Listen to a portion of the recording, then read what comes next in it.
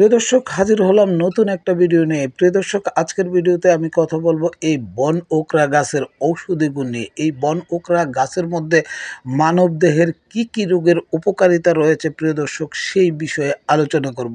এর আগে প্রিয় দর্শক, আপনারা এই গাছটাকে একটু ভালোভাবে দেখুন যেন চিনতে পারেন। কি প্রিয় দর্শক, চিনতে পারছেন তো? আমি আশা করি এতক্ষণে আপনারা এই গাছটাকে ঠিকই চিনে নিয়েছেন। তো প্রিয় দর্শক, এখন আমি আলোচনা করব এই বন ওকরা গাছের মধ্যে মানবদেহের কি কি রোগের ঔষধি গুণ রয়েছে সেটা নিয়ে বিস্তারিত আলোচনা করব। তো প্রিয় দর্শক, যারা এই বন ওকরা গাছের ঔষধি গুণ সম্পর্কে বিস্তারিত জানতে চান তাদেরকে এই ভিডিওটা কোনো রকম স্কিপ না করে পুরো ভিডিওতে কান লাগাতে হবে, মন লাগাতে হবে। তো প্রিয় দর্শক, চলুন কথা না বাড়িয়ে এই বন ওকরা গাছের ঔষধি গুণ নিয়ে আলোচনা শুরু করা যাক।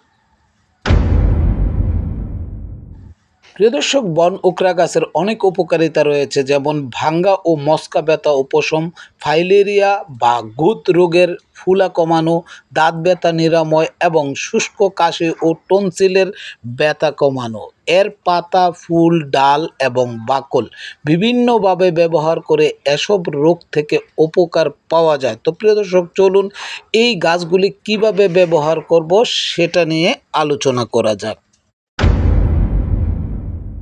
প্রিয় দর্শক, কারো যদি ভাঙ্গা ও মচকার ব্যথা থাকে তাহলে গাছের পুরো অংশ ছেঁচে পেস্ট করে মচকা ও ভাঙ্গা জায়গায় ভালোভাবে লাগিয়ে দিবেন, দেখবেন আস্তে আস্তে ব্যথা কমে যাবে।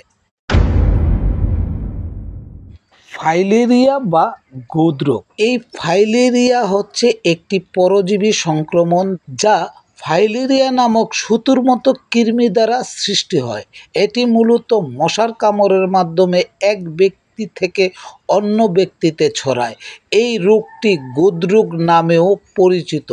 এটি শরীরের বিভিন্ন অংশকে ফোলা ও পুরু করে তোলে, যার ফলে ব্যথা এবং অক্ষমতার সৃষ্টি হতে পারে। প্রিয় দর্শক, এই ফাইলেরিয়া রোগ যদি কারো দেখা দেয় তাহলে এই পাতা চিবিয়ে এই ফোলার উপরে লাগালে ফোলা কমে যাবে। কারো দাঁত ব্যথা হলে ডাল দাঁতনের মতো ব্যবহার করে দাঁত মাজলে বা ব্রাশ করলে দাঁত ব্যথা কমে যায়।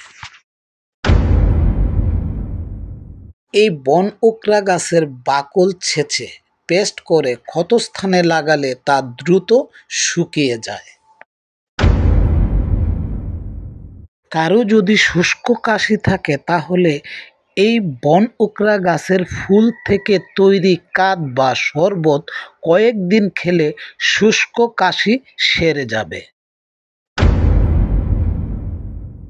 কারো যদি টনসিল বা গলা ব্যথা থাকে তাহলে এই বন ওকরা গাছের ফুল পানিতে জাল দিয়ে সেই পানি দিয়ে গড়গড় করলে টনসিল বা গলা ব্যথায় উপকার পাওয়া যায়।